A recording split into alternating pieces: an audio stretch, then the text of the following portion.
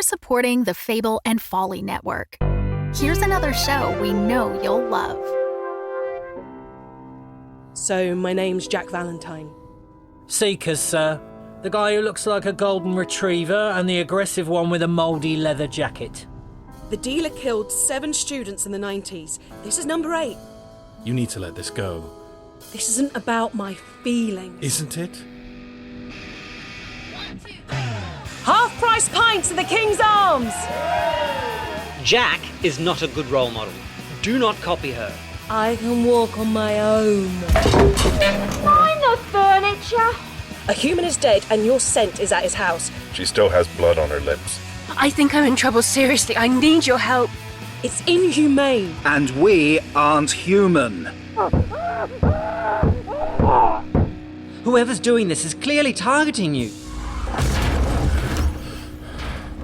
Jack Valentine, Vampire Detective, is an urban fantasy audio drama by Josie Jaffrey, available wherever you get your podcasts. Are you looking for your next favorite audio drama? Are you a fan of Percy Jackson or Ben 10? Then you'll love the podcast 6 Minutes. But don't take my word for it. The New York Times said, children and their adults who love the X-Men and other tales of youths with innate powers will get lost in the 6 Minutes fictional saga.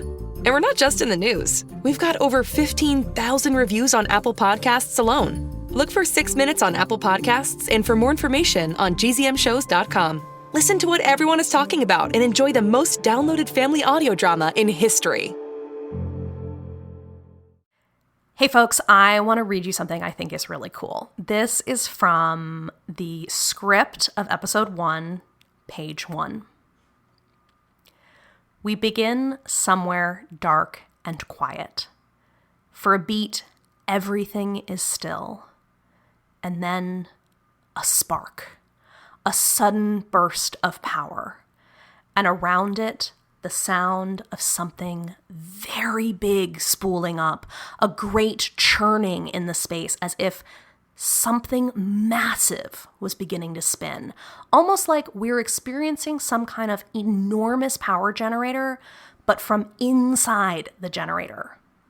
The electrical charge around us builds until everything around us is vibrating, no shaking, like whatever is happening here is too much. And then, just as it feels like the very air around us is ready to combust and tear us apart, there's a strange jerking sound, followed by a great rush of air, and suddenly, silence. Interior Skinner, DeVries, Weissman, interview room, night. The first thing we hear is a tick-tock, tick-tock, the heartbeat of a grandfather clock, the old kind, the classic kind, the costs a lot of money kind. Actually, everything here is expensive. The table, the chairs around the table, the bookcase that runs along the wall, the digital screen that recedes into the opposite wall. We hear the heavy breath a man takes, a mix of impatient and anxious. He's been waiting for a bit now. And after a beat, a door opens. A young woman, an assistant, call her Erica Pfeiffer, pops her head into the room. I love reading Gabriel's scripts. All of that I just read you happens on the page before the first line of dialogue you hear in episode 1. He puts so much evocative description and direction on the page that informs what you end up hearing in the finished episodes. I'm stealing this metaphor from him, but the scripts are like blueprints for building the show. We think these are really fun to read, and we wanted to share them. So for members, we are releasing the production scripts over the course of this summer. The first 8 are already out, and the back half of the season scripts are going to come out in August. If you, like me, think that it's fun to see that journey from blueprint to finished episode, you will get a lot of enjoyment out of these scripts. They're a really fun read. Also, over the course of this summer, on the member ad-free feed, we are putting out a series of episodes where Gabrielle and I discuss the season 1 episodes with the team. The first one was us with Andres Enriquez, who plays Adam. The one we put out last week, we talked about episodes 5 through 8 with Lauren Grace Thompson, who plays Amy. And then we've got one coming up soon with Emmy Bean, who plays Claudia Skinner. These have been super fun to record. I've been re-listening to the season to dig in deeper and to really figure out what we want to talk about. And then together we're pulling them apart and talking about how they came to be and what it was like to make them and all of that. It's great. So we're going to share part of one of these episodes. Coming up when I'm done with all my yada yada is Gabrielle and Andres and me talking about episode 1. So if you listen to this and you want more, please consider becoming a member. It is just $5 a month, and truly our members are the primary way that we fund making more of the Harbingers. You can become a member by going to our website, audaciousmachinecreative.com. And excuse me, but I'm going to make a really fiddly note here. If you want to sign up to be a member on Apple Podcasts, go for it. Like, that is also great. We get that money. And I know that if you are using Apple Podcasts, sometimes that can be easier. But Apple does not give us your email address. So we don't have a way to give you access to those scripts that I was talking about earlier. You'll get all the same audio content bonus, you'll get the ad-free feed, all that, but you won't get the written stuff. So if that's important to you, head over to audaciousmachinecreative.com and become a member there. You'll be able to dig into those production scripts and hear us break down all these season 1 episodes. Okay, that's all I got. So without further ado, please enjoy Andres, Gabrielle, and I dig deep on episode 1. So let's kick this off, and I want to talk about our very first episode, I'd Love to Change the World, in which we meet Adam, we meet Skinner, we kind of establish all the stakes of the show. We establish Adam's relationship with Amy, we explain, or at least, say what the disaster is that sets the stakes of the show and gets everything rolling. What an amazing first episode. Andres, I feel like, when you came into this, Gabrielle and I had already been working on it for quite a while, and I would be so interested to just start by asking you, like, hey, welcome. How did you feel getting into this first episode? I mean, gosh, there's so much, like, in a good, like, in such a great way to, like, kind of set up intrigue. There's just so much in the episode.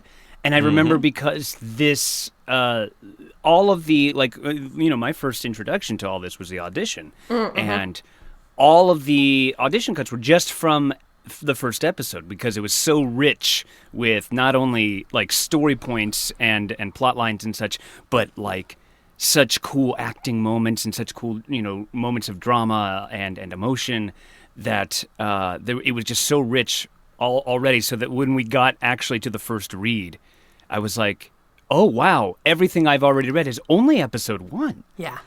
And so I was very, very excited to, like, jump in. It's like, okay, if this is where our first episode starts, like, how, like, where are we going to go from here? Yeah, where does all of this spiral out into? Well, yeah, and there's so many avenues to explore, like, the Amy and Adam relationship, the relationship with magic, understanding, his relationship with McCandless and his responsibility as, like, the world's first magician. Like, all of it was like, okay, this is such a rich plethora of options to start exploring that, like, I was just very, very on board for the ride. It was going to be so fun, and it has been. Yeah, it feels to me like when you get to the end of episode 1, it's like being on the roller coaster at the top of the hill where you're like, oh shit, we just cranked all this stuff up, and now we gotta already I see so much runway ahead of us of all the things we have to do in this season, and I think that it's so fun and exciting.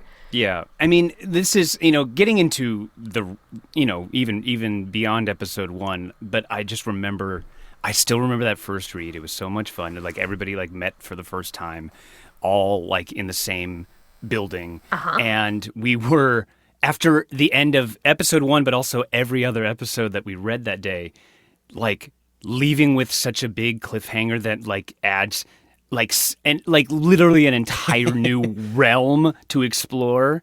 It's like, oh, by the way, Amy's also like able to do magic. You know, it's like, oh, what? And then like tune in for episode 2. We're like, oh my God, we gotta get there. You know, like, it was so fun like that within the episode itself. How much like, you know, goodness there was, and then like to be left at the end with like, oh, there's even more. And I think it's just such a great way to like keep us coming back. Well, you know, it's funny because that was actually something that came about as a solution to one of the problems of episode 1. Because I think that when somebody tells you what the Harbingers is about, they go, it's a show about this guy and this girl. They are complicated, grad school, will they, won't they? And then they both get magic, and it is about their relationship. And you sort of go into the show probably knowing that that is what the premise of the show is. But then as I was writing episode 1, ending on that note of, oh, and we've been withholding the whole time that Amy also has magic, so that you first get to see her as the person in her relationship with Adam, and revealing it at the end of episode 1, that felt so correct, and it felt like it had such a heavy narrative gravity to it. But at the same time, I hate doing that thing where the audience spends so much time ahead of the show, where the audience is kind of going, get to the point where I know all the things that were in the blurb. Exactly, all the things that were in the blurb, all the things that I would know from reading kind of like the back cover of the DVD box or of the book jacket. Yeah. And the eventual solution was, well, what if we did the whole thing in episode 1 where it was leading up to that punch, and then immediately after it, there was a different punch. So it is not just Amy has magic, it is Amy has magic. Oh, and by the way, also Boston is gone, Right. Which was fun. And then I fell in love with this idea of, and if we're doing that, how long can we go with every episode ending on a similar punch? Can we have every single episode end with an unfurling of something that feels kind of as heavy and as altering in some way, whether it is in terms of the lore, in terms of the plot, in terms of the emotions, in terms of the relationships, but can there be kind of something that feels equivalent to that big, sudden hook that the first episode throws at you? And they continue to be really fun. Yeah. Like I said, like at that first read, at the end of every episode, there was jaws dropped across the whole table, just like, ooh, like what are we gonna like? How like introducing like we're getting a little ahead of episode 1, but like no spoilers, but like introducing the 7 and such. It was like, oh, wow, whoa, like it was very, very cool. I even remember when we the 7 got a big reaction. I remember there being kind of like a tremor across the table when we got to the end of episode 2, and it was, how many times have you been shot? How many times have you been shot at? And sort of having that like, oh, like this car has that gear. Okay. Yeah. Which is, I'll always say, it's a huge part of the reason why we like doing table reads and why we like sort of actually getting you guys together. Whether we do it physically whenever we can, or at least digitally through Zoom, but sort of that first experience of, okay, what is not just the experience of having you, the actors, read it, but also a little bit of, as a group, this is the first audience that the show ever has. And what is the reaction? What is, are people shocked? Are they excited? Are they going like, yeah, I suppose that's a thing that could happen. All right, sure. And like just getting that temperature check is so important. I always feel like those table reads are like the first audience. And yeah, absolutely. When making a podcast, your audience reaction is filtered through the internet. You very rarely get that immediate feedback. And so the table read has this real joy of that immediate feedback of like seeing the look on someone's face, or people being like, what the fuck was that? Or whatever. And it's so helpful in developing the scripts and sort of doing those little adjustments where you're like, oh, I should turn the volume up a little on that or down a little on that. Absolutely. All right, so I want to talk about this first date scene. I love this introduction to Amy. I love this introduction to Amy and Adam's relationship.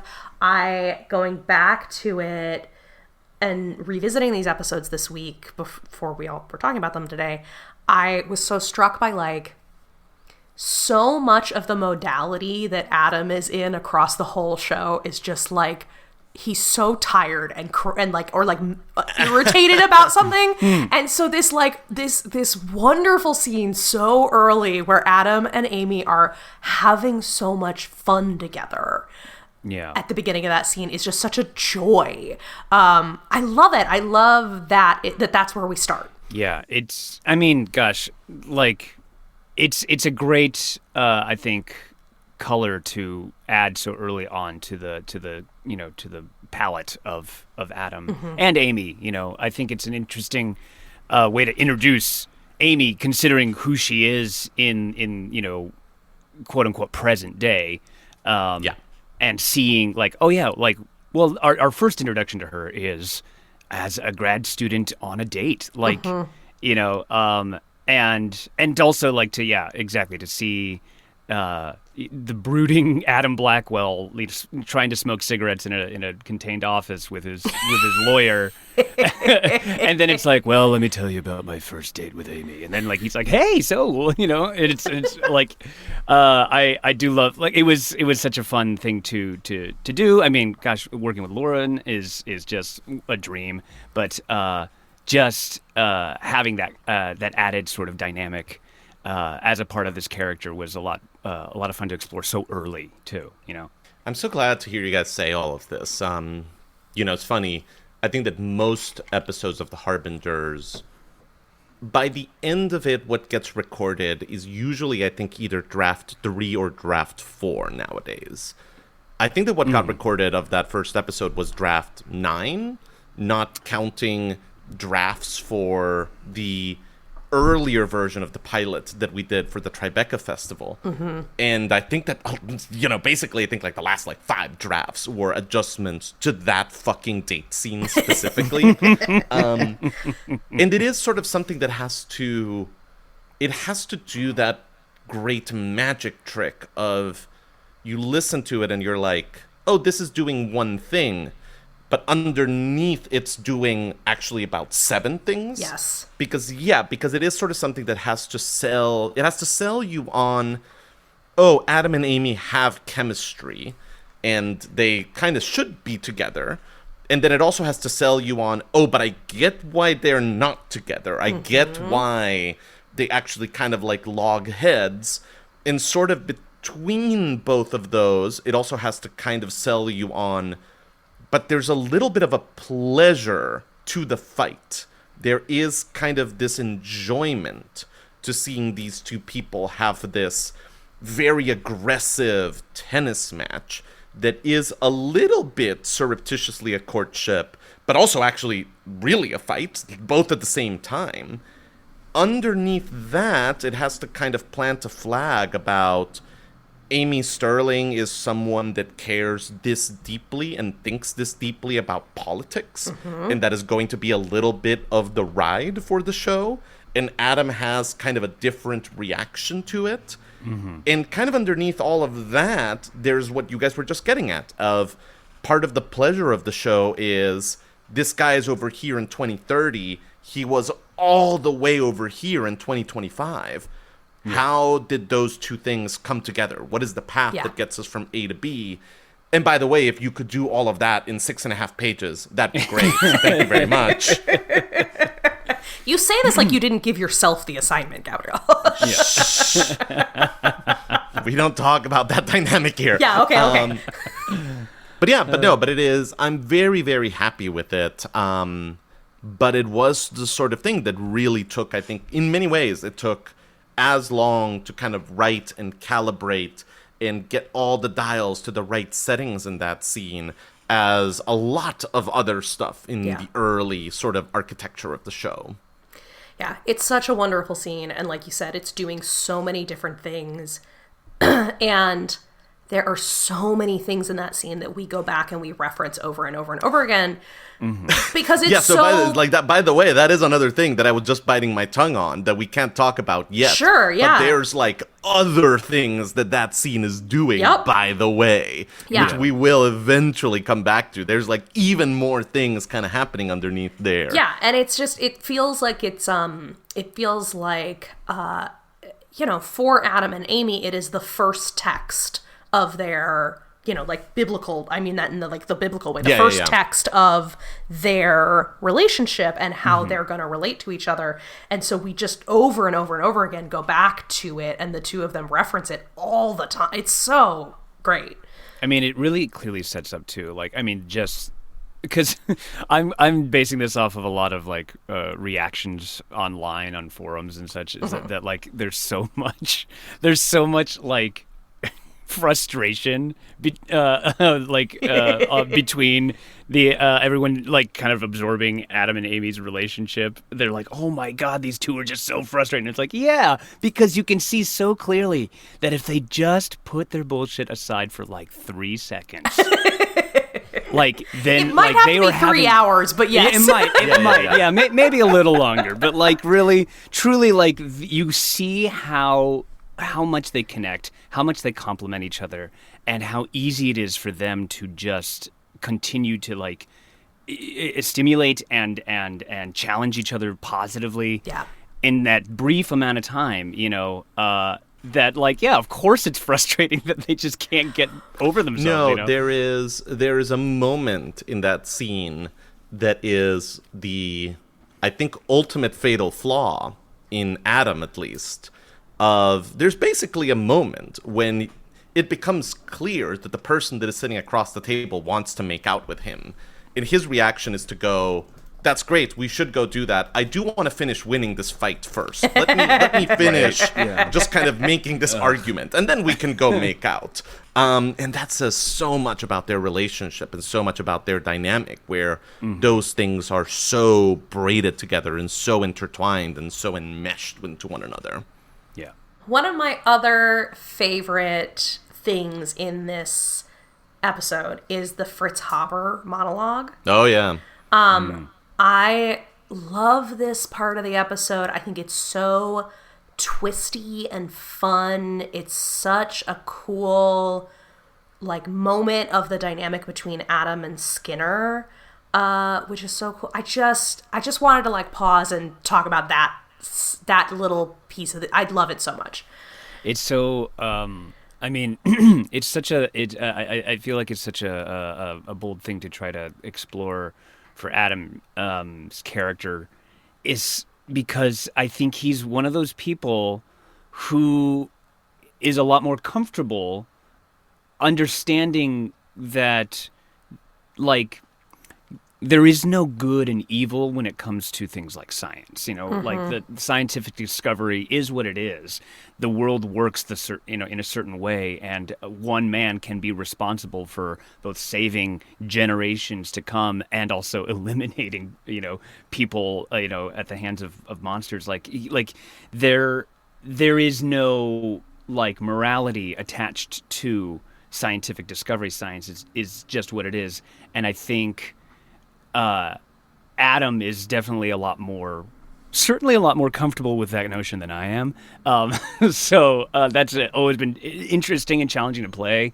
And I loved that monologue was so much fun to do because of how impassioned he gets and how,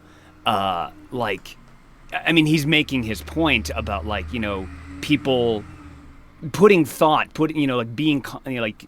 very deliberate about the power that you have and the knowledge that you have, is ultimately beneficial. We don't just have to jump into action all the time. He's making that point, but he's also exemplifying that the world that we live in can benefit and be destroyed by so many different things, and he is, and who are we to I don't know, maybe I'm losing the plot a little bit, but almost who are we to determine what is good and bad in this world, because the consequences are unpredictable and insurmountable, you know. And at the same, and I think that all that is spot on. And at the same time, there comes a moment when you're like, I'm going to just look at the parts of it that are actually measurable. Right. I do not know what to think about like this man's life, but because he was here, we have millions of people that would not be here otherwise. All right, we're going to hold on to that part of it. And I think that that's where Amy Stirlling would kind of whisper, like, yeah, great man theory of history is a hell of a drug, you know, like, Well, and also, like, how Skinner sort of, like, you know, brings him back to reality in that, just after that moment. It's, you know, being like, right, okay, yeah, he did all these wonderful things. Also, no one's going to give a shit because he also did these terrible things. So check yourself. Like, and that's, I mean, Emmy's so good. And she's so great. She embodies that so well. She holds the power no matter what. Like in both scenes with Amy and with Adam, she's unflappable. And the moments where she is flapped, like, are very significant. But like that is certainly not one of those moments. And it's so juicy, like to have Adam tirade for so long about this man, and then she's like, "Hey, shut up for a second," and like, and you're like, okay, whoops, you know. No, like, and it was so important to me that Skinner not interrupt him, that Skinner not cut him off. That it was basically sort of this like, okay, I'm gonna let you do this thing, like yap away for like as long as you need, and once you shut up, let me not explain, let me demonstrate to you why this is a terrible tactic in the battle of public perception. Right, that is what you are in right now. Oh my God. Never do that again. Right. She's so aware of the stakes in the real world and is constantly lassoing Adam and Amy back to reality. Like, not too far. Remember where we are. There is no Boston, and you're about to go to deposition. Like, it's like this whole... Yeah, she's great. And, like, I actually was going to say something about that. Like, I think the use... Like, it's so funny because it's an audio-only medium, but, like, the use of silence, specifically with Skinner, is so good. Because she does. Yeah, she just lets people talk. She lets there be silence after she says something or after Adam says something. It's a very powerful thing, and it is used so well. Just so well. I'm still thinking about that thing you said about the great man theory of history being a hell of a drug. Yeah. And sort of and I feel like that is Skinner does this over and over again in the show where she's like, stop it. We're not doing that. like we're not doing a great man history right now. We are trying to save your ass. Right. Yeah. Yeah, it's great. Andres, I think you wanted to talk about the lecture hall scene, which is another favorite of mine. I love that scene so much. So, I'm so very familiar. I have such a much, I think, richer history with the first episode. Sure. Of just because, that was the audition. That was like stuff that was the first things I had eyes on and such. So like that was the stuff I was most familiar with, and I remember having that lecture hall,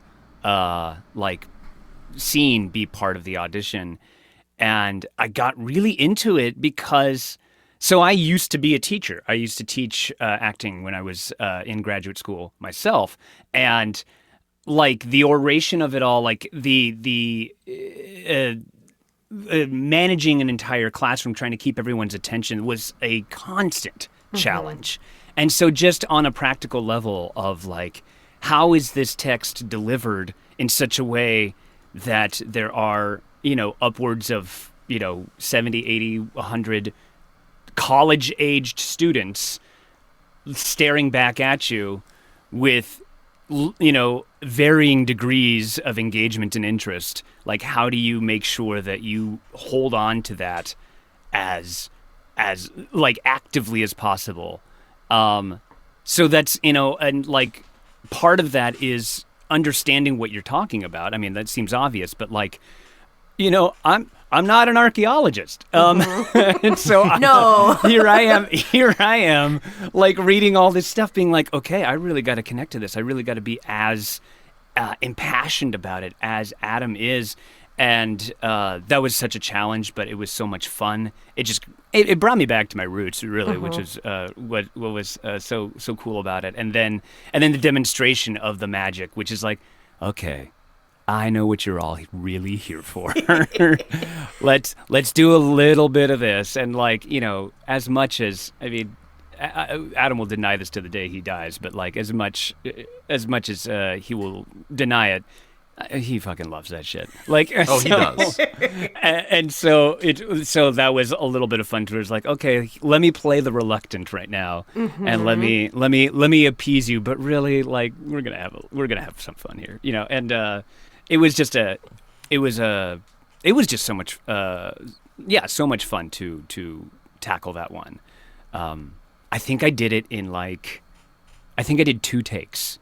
Nice. Yeah, like it was the one I was most familiar with, and it was the one where honestly you just had to go flow. All the way through. Yeah, you just had to go all the way through. There was like, oh, can we go back? Can we try this one section again? I was like, no, like it is what it is. So like, I was like, I wonder which take Jeffrey's going to use, 1 or 2. No, but I think that that's the right way to do it, and I think that one of the things that is subtly but definitely important within the show is that if you're going to have a show where literally 2 characters often stop the plot for 5 minutes to give you lectures, i.e.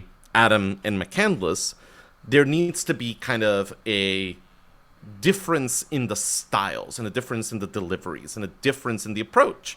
And Adam, brilliant and masterful in the subject though he is a new professor. Like, he is not someone that has been doing this for 15 years, the way that McCandless has.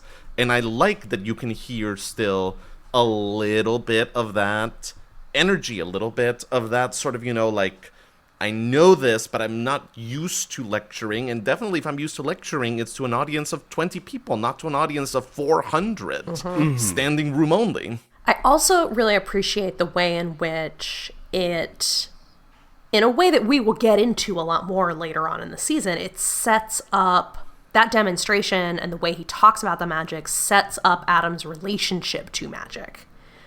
So clearly, like, yeah, I mean, it's the sort of public-facing version of it, but this idea of like, no, I am in fact being extremely careful.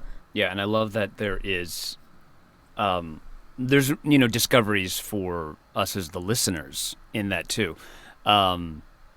With, like, the one that comes to mind for me is when he's at the very end and he's asking questions, like, answering questions of, like, oh, can you move something bigger, like a person or something like that? And he's like, yeah, I could, but, like, you know, magic is complicated. You have to be very specific with the language. Yeah, and he's setting up, like, sort of like how he approaches it very cautiously. And he says to the students, like, okay, what if you move but your clothes didn't? And it gets a laugh and such, and it sort of, you know, I think is the PG version that does make the point of like, and in the moment it works because it is sort of this like, oh yeah, like if you move me, what includes me? Does it include what I'm touching? Does it include what I'm wearing? Good point, Professor Blackwell. Yeah, and it's like, oh, yeah, so yeah, as the student in the class, you go like, okay, well, the point was made. I guess that is, it is complicated, isn't it? Yeah. And then you get a deeper dive into it when Amy comes into the classroom and he's like, well, it's not really clothes, I could say. I could say skin. And I think, what was it? There was, in the earlier draft, there were options, right, Gabriel? There was like... Yes. Yeah, like skin was ultimately the one we went with, but like it was like, what if you went but your bones didn't or something? Like, I forget what the other ones were. I believe that Jeffrey was really making a case for sort of digestive system Scylla. Yeah, like what if your gut flora didn't go? Yes, gut flora. Right? That's exactly what it is. Yeah. Which is, once you dive deep enough into it, an incredibly apt pull, because it is very much something that exists within you, but separate from you, without which you could not live. But also, ultimately, I ended up deciding to go in the direction of, no, it should be impact aesthetics. We kind of need something that everyone instantly would get why Right. It would be very bad if you Sure, went and your yeah. skin I mean, didn't. although, yeah, like for those, if you know, gut flora, if it doesn't go with you, like that would, it'd be real certainly bad. be just as It'd be real bad. destructive. Be real bad. But yeah, that's, skin really kind of hits the nail on the head, It is also a nice related evolution to clothes, like it is, it feels like a closer mirror to what he says before the commercial break. Welcome to Magenta Presents, a new horror anthology hosted by me, Madam Magenta. We begin with the 5-part miniseries Ghosted, starring Beth Eyre and Lucy Roslin. Perched on a rain-battered cliff edge is a former lighthouse. It's a charming, quirky boutique hotel. Owner and sole occupant Beth has spent months renovating, absorbing its essence into her bones. It's an old building. You'll get used to it. But to Beth's horror, her first guest is a figure from a past she has tried to forget. Kira? Beth? What the fuck? Face to face for the first time in years, the pair must reckon with old mistakes, old grievances. Beth, speak to me. Shut up. And something else. Oh, I can't bear it. What is that noise? Because the lighthouse has a past, too. Beth. He's right there. Why is there blood on your hands? We need to get out of here. Kira! Kira! I can still see him! Subscribe to Magenta Presents wherever you listen to podcasts. See you soon, fans of the esoteric. Bye! Magenta.